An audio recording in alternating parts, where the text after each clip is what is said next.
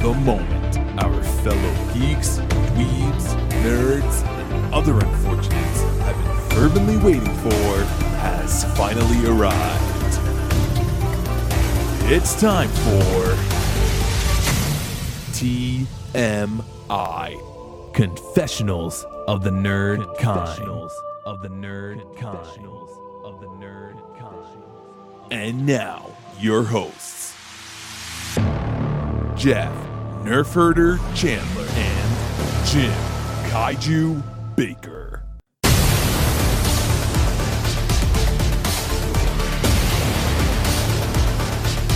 And now, let's get on with the show. Here is TMI. Let's go Mandalorian. All right. Wow. Chapter 3 already? Woo! Entitled The Sin.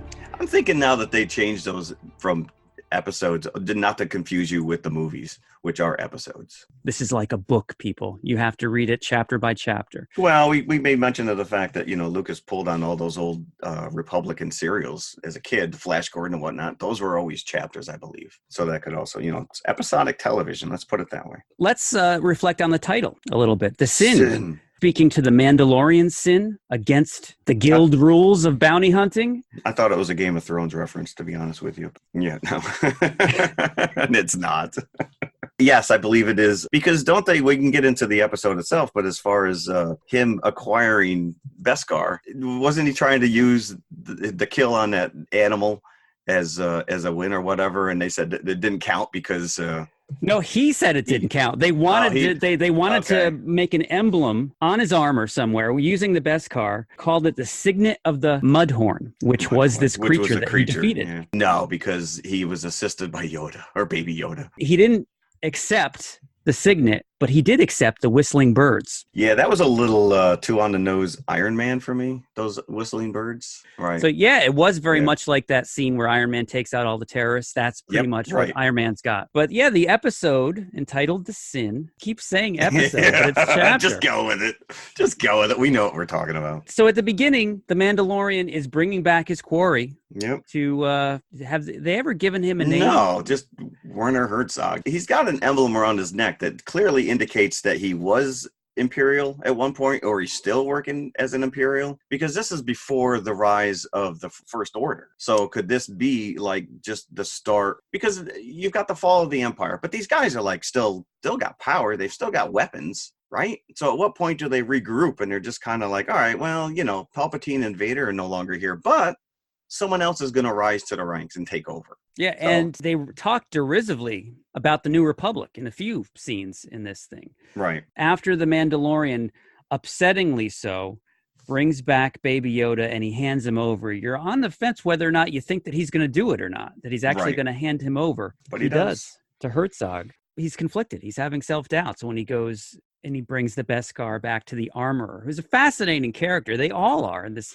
ring of Mandalorians that are that's living the thing, underground. Right? So now all of a sudden we see this whole cadre of Mandalorians, because we've seen the one that he brought back and they made the armor piece for him. But now and obviously the Armorer, she is a female, and she has the position of power in this cadre, as you called it. Fixing the armor, she's weaponizing them. Right. I'm not really sure if they're all working as bounty hunters, like below the radar, and each one of them comes up every once in a while and goes back into hiding. Well, that's the interesting concept, which is the fact that only one reveals himself at a time. They're all like kind of hiding out, and it's like, all right, Bob, you go this time, I'll go next time, kind of a thing. So that's interesting, and I'm guessing that they'll expand upon that. Yeah, and is it the only faction of Mandalorians left? Are they all... Oh, yeah, this could be. Well, we also find out... Oh, no, that's in the 4th chapter. We got to just get through this. Well, first of all, this is directed by a woman. This episode is directed by Deborah Chow. I didn't really see a difference in style at all, but I like the fact that each one of these episodes is being directed by somebody different for a little bit of a flavor, a little bit of a different take. Yeah, there's a strong carry through. So if you weren't aware that there were different directors, right, you're not pointed out that, oh, this is a different film style. This has to be somebody different. Right. So no, it's got a thematic thread all the way through. Yes, correct. Yeah, there's a look and feel all over this. But Favreau does do a little cameo in there as one of that big heavy armored Mandalorian. Paz Vizsla, I think is his name. Really? Did we get a name? Yeah, because you got to slap something on the action figure, right? That guy was like just screaming for Sideshow Collectibles to be putting out the 16-inch giant bust version. He was pretty cool. We did see some Mandalorian action toward the end of the episode, but we got to talk about what they're doing with Baby Yoda, because this is very interesting.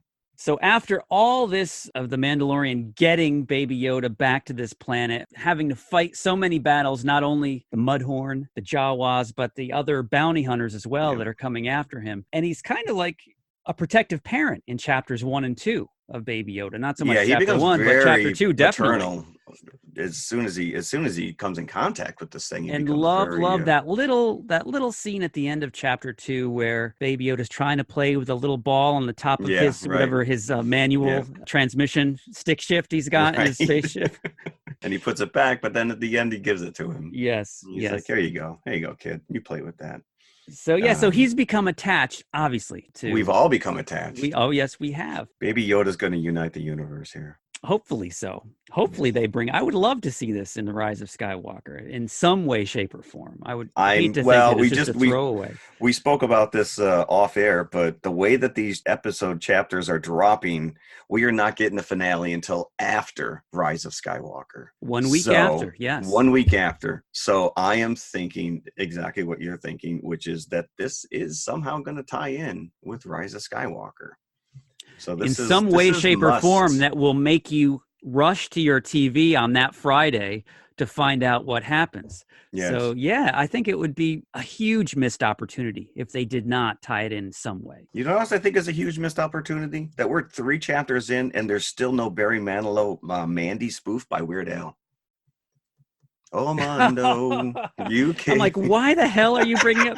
Oh, you see, it takes me a few seconds sometimes. And if I was smart enough to actually write some lyrics, I would have been all over that. But that's about all I got.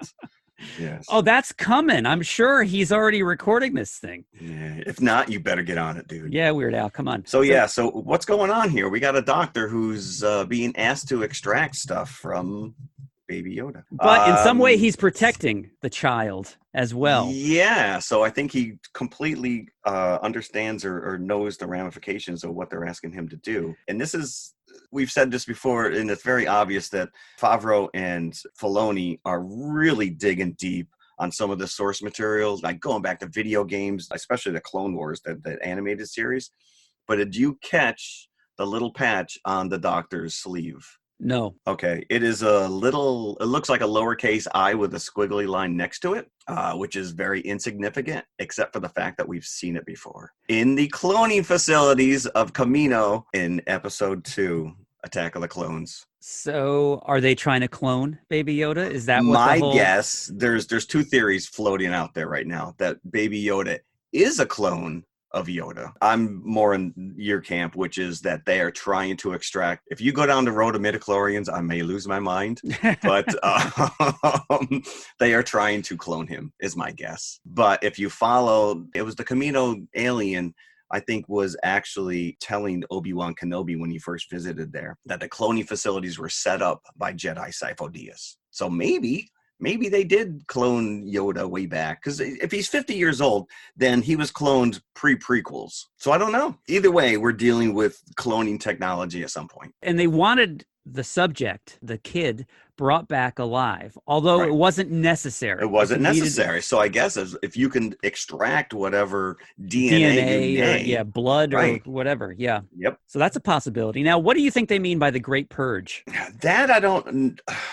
Does that refer to Mandalorians specifically? Is that the Empire? Is that some kind of clean house that the New Republic did after the events of Endor? I don't know. That's a new phrase. I don't have any idea as far as what that was. And again, it could be pulled from one of these old dead Knights of the Old Republic video games or something. And or it could be, as you were saying, how they're bringing back all these novelizations that used to be canon, then were not, and now they're trying to reincorporate. Maybe it's a throwaway line from one of those books too. Who knows? Yeah. So there's a lot going on here. A lot, actually, underneath what seems to be very little, because there's not much dialogue, there's not much, you know what I'm saying? But there's the plot itself is very simple and straightforward. Yeah, to the point when we get into chapter 4, I'm kind of like, all right, where are we going with this? Yeah, I don't know. I do want to call out last episode when we talked chapter 2. I had mentioned the ice cream machine that Herzog was holding the Beskar in. The Beskar, yeah. Right. And I mentioned that was a throwaway character in the background of Rogue One. That's not true. He was in Empire Strikes Back. He's a character that runs by with an ice cream machine. Yeah, with a literal ice cream machine. He's become somewhat of a celebrity where a lot of cosplayers go to these conventions dressed as this guy. Because I guess it's pretty easy to find these ice cream machines. Okay. But he was from Empire Strikes Back, so I just wanted to clarify that. So now that guy was in Cloud City, right? Yes, correct. Yeah. Okay. Yeah, I guess he has a name, but I don't know that. So maybe he had Lando's stash of Beskar. Who knows? Well, I would think that you'd probably carry anything in it, right? It doesn't have to hold Beskar. And then we get a nice big battle sequence at the end. But let's talk about Pedro Pascal again. Just how good he is. Completely obscured. You can't see his face, obviously, but he has to relay all this conflict as he's handing over the child.